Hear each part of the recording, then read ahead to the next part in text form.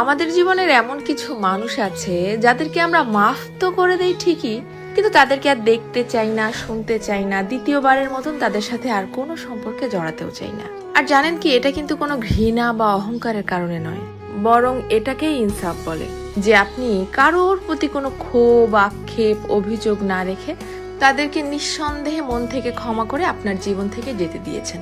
আর ক্ষমা মানে বিষয়টা ঠিক এমন নয় যে তাদের সাথে আবার জড়াতে হবে।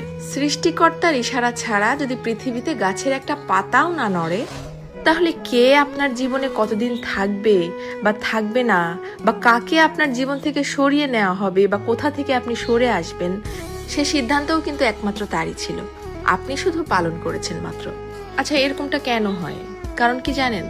কারণ সৃষ্টিকর্তা আপনার ভালোর জন্য আপনাকে যে নেয়ামত দান করেন, সে নেয়ামতের কদর যদি আপনি ঠিকমতো করতে না জানেন, তাহলে সময় মতো সে নেয়ামত আপনার কাছ থেকে উঠিয়েও নেওয়া হয়, কিন্তু আমরা সেটা বুঝতেও পারি না।